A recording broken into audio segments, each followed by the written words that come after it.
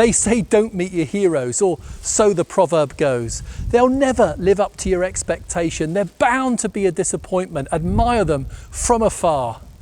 And well, when it comes to cars, are some really better off as a poster on the wall, as a scene driving away from camera in a classic movie, or as a scaled down model on your shelf?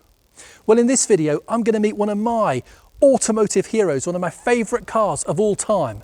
I loved this car's predecessor, but back in 1996 when this car came out, I was only 18 years old, and well, this isn't the type of car your typical 18-year-old would covet, but when it came out, I thought the styling, the looks of this car, the design were absolutely out of this world.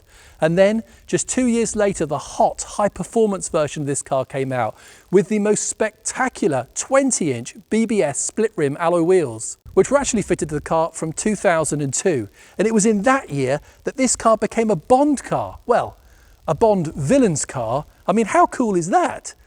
From that point on, I've just wanted to own and drive one. And from its launch in 96 to today, over 25 years, you know, I've never driven one and I've never even sat in one. And here's my chance. What am I talking about? Well, of course, I'm talking about the Jaguar XK8, or when we're talking about this one, the R. Regular viewers on my channel, well, you'll know that I love all things Ford. Well, most. I love MGs and I love Rovers, and they make up my car collection. But if you've been watching closely, well, there's another mark that appears infrequently on my channel, but every time I feature it, well, there's a real sparkle in my eye. And of course, it's Jaguar. I love Jags, and this is my favourite Jaguar ever made. I really, really hope that it's as good as I want it to be. Now, this actually isn't my car. This belongs to a neighbour of mine, and I'm very, very familiar with it. You see, for the past 8 years, it's been parked in my street, and I've walked past it every time I go out to the shops. Every time I look out of my window, I've been admiring this XKR. And here it is. This is an early X100 Jaguar XKR Convertible. Well, I think it's just stunning. There's something about it in brilliant red. I'm not really sure that Jaguars should be red. They should be British Racing Green with a cream interior.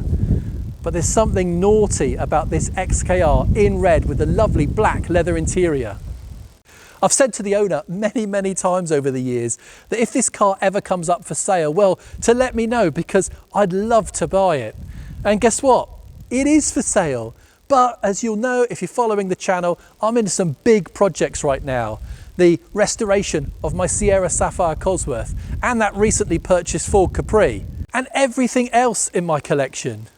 Truth be told, I can't afford to buy this car right now. So if I want it, well, I've got to sell something to be able to afford to bring this car into my collection. And as I've already said, whilst I love the design of this car, I've never driven one, I've never even sat in one. I have admired these from afar, just like you should do with your heroes. I really hope this car isn't a disappointment. So in this video, well, I'm going to show you around this car. We're going to take it for a drive. We're going to learn a little bit of its history, and then I'm going to make a decision. Do I want to add this car to my collection? And if I do, what would I sell? Look, I'd love to know your thoughts as well, so please do let me know in the comments below what you think of the Jaguar XK8, the XKR, this particular car. I'd love to hear from you, and if you enjoyed this video, like and subscribe. Right, let's get on with it. Let's enjoy the Jag.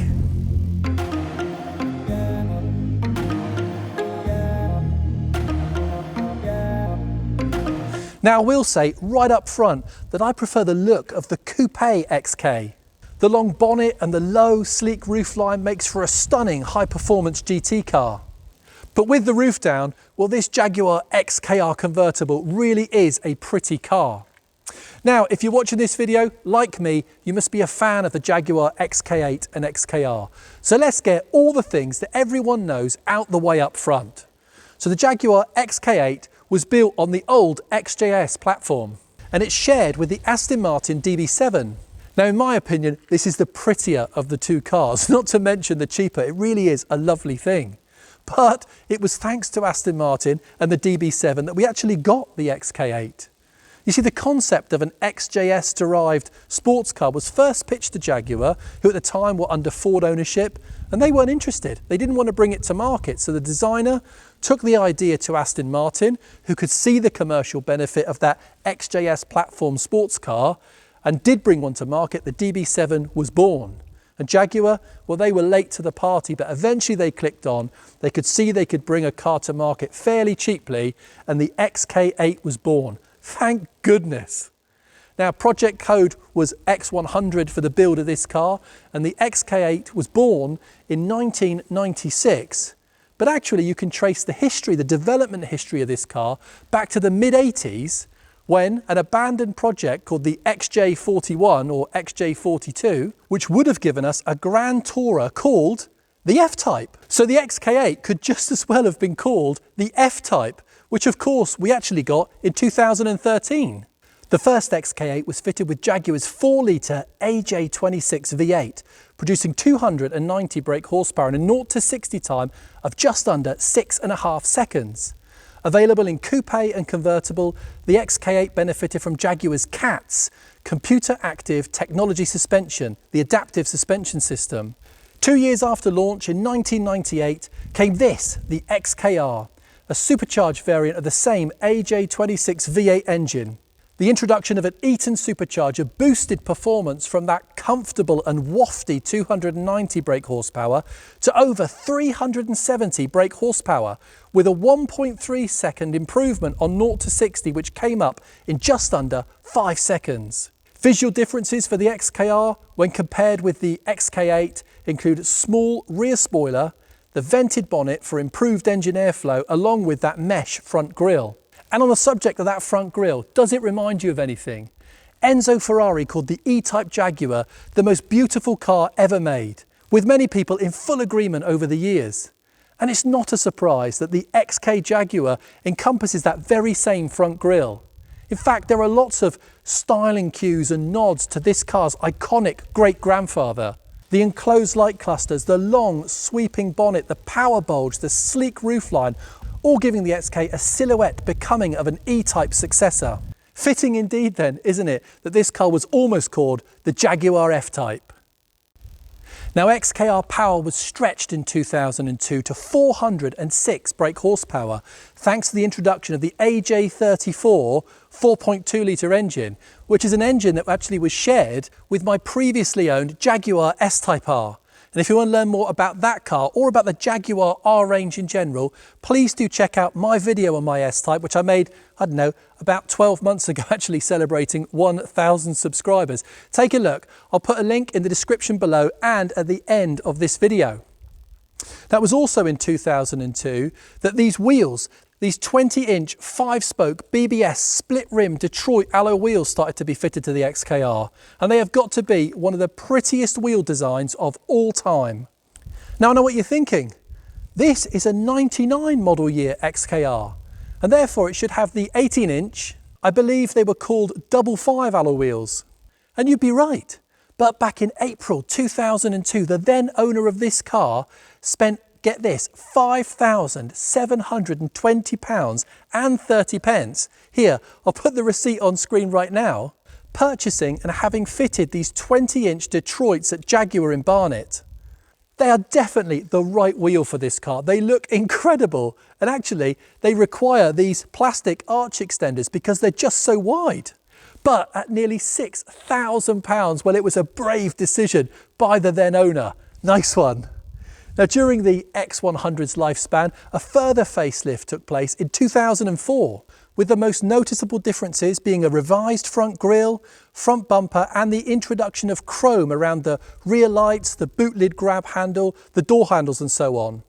The X100 XK8 and XKR, well, they were superseded in 2006 by the next generation XK, the X150. And whilst the E-Type-esque grille was carried over, the design of this new aluminium monocoque chassis XK incorporated, well, sharper lines. Sure, it was a good-looking car, and in many respects a better car than its predecessor, but I can't help thinking that it lost some of its charm and some of its class. Anyway, back to this XKR. And let's finish this whistle-stop tour so I can take this car out for a drive. I can't wait. Now, first of all, those quad exhausts out the back, they are not standard. I'm looking forward to hearing this car start in a moment because, well, I'm expecting a really, really nice V8 burble. As I've already said, this XKR, well, it has the first iteration of the AJ V8 engine, the 4-litre variant. Now, with all cars, there are known faults which can sometimes be a little bit exaggerated. These early Jaguar XKs with the Nikasil lined cylinder bores. You see, most aluminium engines include iron liners or sleeved pressed into the cylinder bores, but Jaguar didn't use iron liners. Instead, the plan called for lining the aluminium bores with a material called Nikasil. The issue really was that sulfur concentration in fuel formed sulfuric acid, and this ate away the Nikasil lining, allowing the piston rings to score the cylinder walls and lead to low compression. This was bad news for early XK owners and for Jaguar, who found themselves swapping out engines with low compression under warranty and under extended warranties. Look, opinions and evidence on this issue, well, they vary. I suppose for me, there are lots of X100s still out on the road.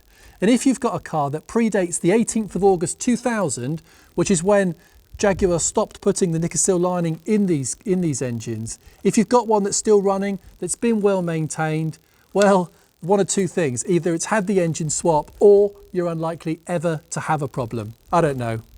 Look at that supercharger. I'm not sure you can see it there on camera. I can't wait to hear that thing in a minute. Now, Jaguars really, they should have a cream leather interior. But having said that, I do like this all black look. The black leather, the dark wood, this lovely black steering wheel with XKR written on it, looking out over that lovely sculpted bonnet. It's really quite smart. Now let's look first of all at these seats. I much prefer the design of this all-in-one seat with the headrest that's incorporated into the seat.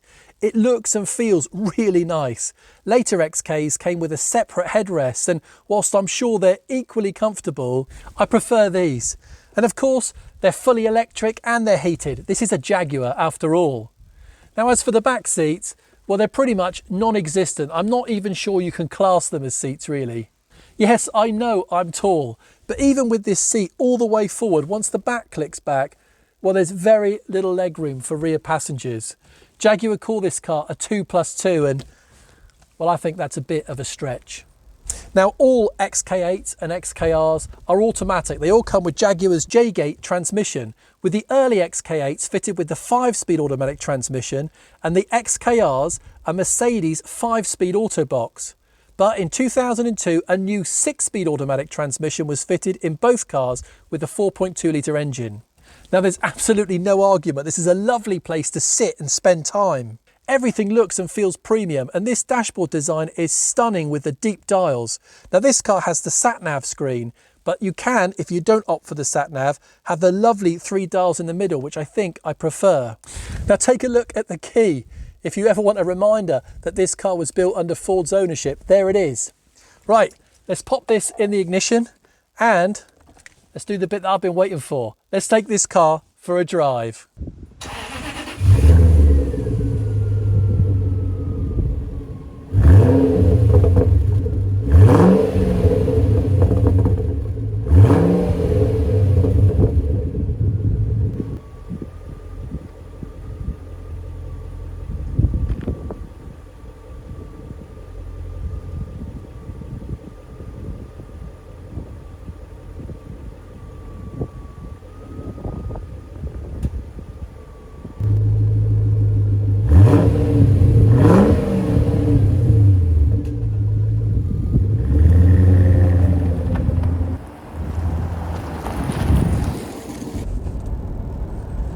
Okay, so this genuinely is my first drive of a Jaguar XK and XKR. This car, I haven't driven it yet.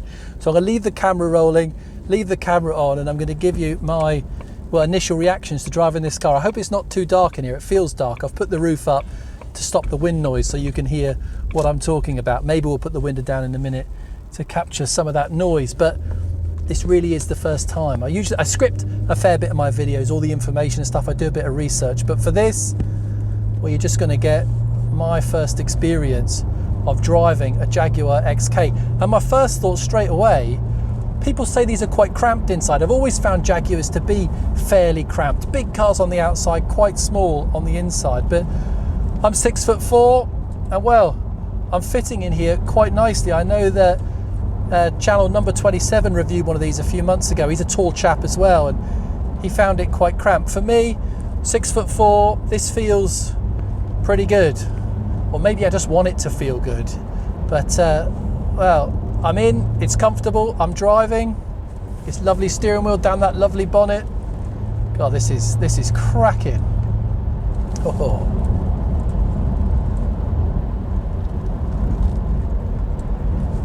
Now, as for the startup of this car, I don't know what you thought. It sounded pretty good from inside the car, but does it make as good a noise as the V8 car that's already in my collection, my MG ZT260? And funnily enough, yesterday, I actually started that car up. I start all my cars fairly regularly every few months, and I hadn't started that one for 3, maybe 4 months. So I did a quick startup on that. In fact, I'll play you the video now.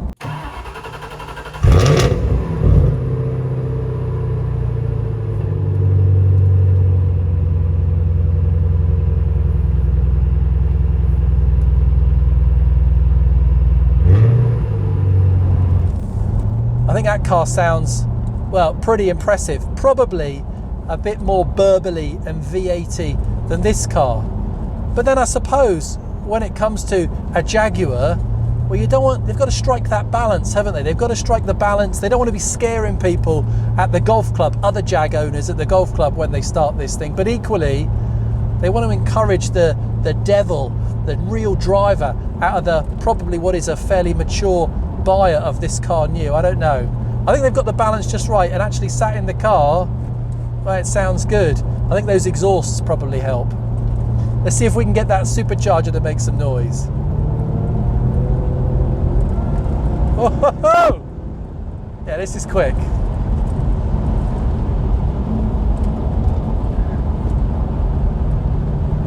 Oh, this is quick. This is lovely. Doesn't feel as quick as my S-Type R, but it's still quick. I mean, we haven't pushed sport yet on the gearbox, but now it feels great. What a lovely, lovely car.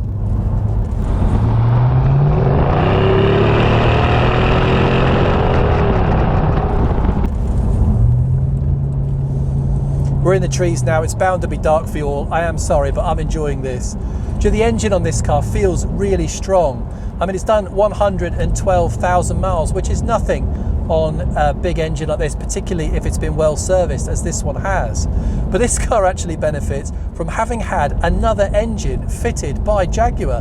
There's a letter in the history actually that shows this car had an engine swap in the early 2000s. I wonder if it was due to that Nikasil lining issue. I don't know, but well, it's certainly done this car no harm at all. It really is driving very well, and it still feels like it's 375 horsepower.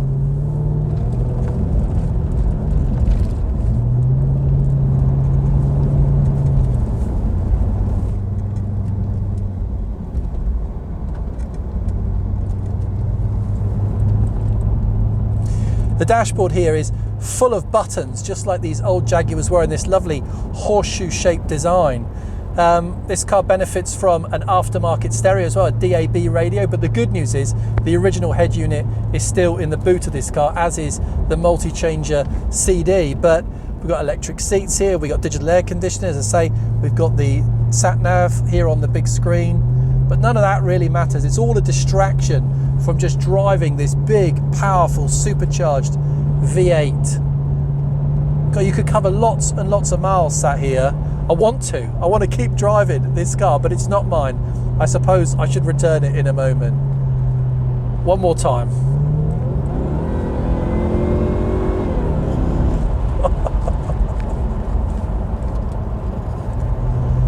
You won't forget you're in an XKR. It's not just written on the steering wheel, but also in these lovely deep dials, which I'm a big fan of. There in the rev counter, it says supercharged, just like my S-Type R. What a lovely touch.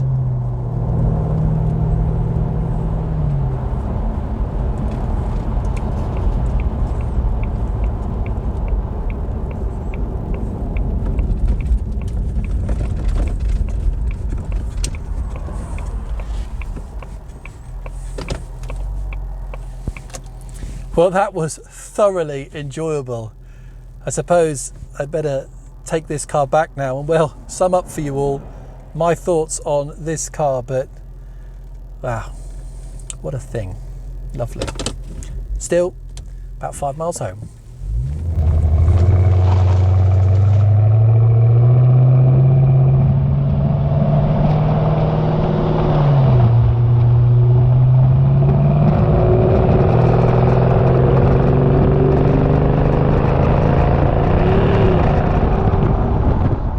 I absolutely love this thing.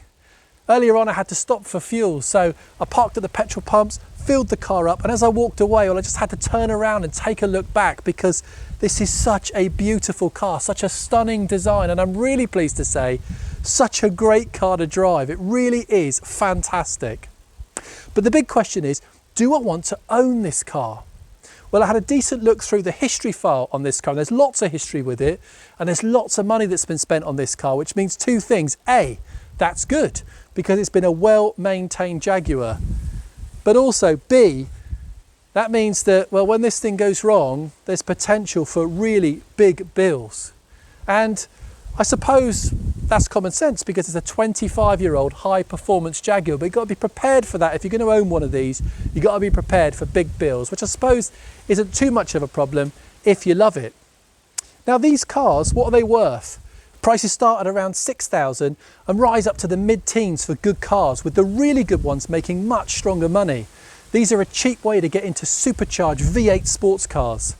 And the Aston Martin brother of this XK, well, you can expect them to start from around 15,000, and the good ones, they're achieving upwards of 30. These represent really, really good value. And the issue for me with this car is, well, it's my own history of owning Jaguars. I've had several Jaguars, I've really liked them, but I tend not to keep them very long. I tend to scratch that ownership itch, and then they get sold and a Ford or an MG Rover joins the collection for a longer period of time. I really, really like this car. I love this car. Would I love to own it? Of course I would. But I can see the same thing happening. I can see me owning it for a few months and then moving it on. And I have to sell something to buy this car, and I don't really want to. And right now, with the Sierra Sapphire draining my bank account, that restoration, and the Capri, I just don't have any available funds to buy this. I run my car collection on limited means. Do you know, I think I'm going to have to let this one go, and I'm certain that I'm going to regret it in the future.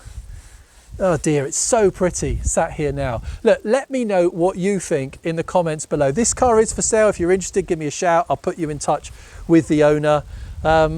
But if you don't buy it, or if no one buys it, I'll keep seeing it in my street, and maybe that's good enough for the time being. I don't know. As I say, let me know your thoughts in the comments below. If you've enjoyed this video, click like. Don't forget to subscribe to the channel for lots more Ford, MG Rover, and the occasional Jaguar here on the channel.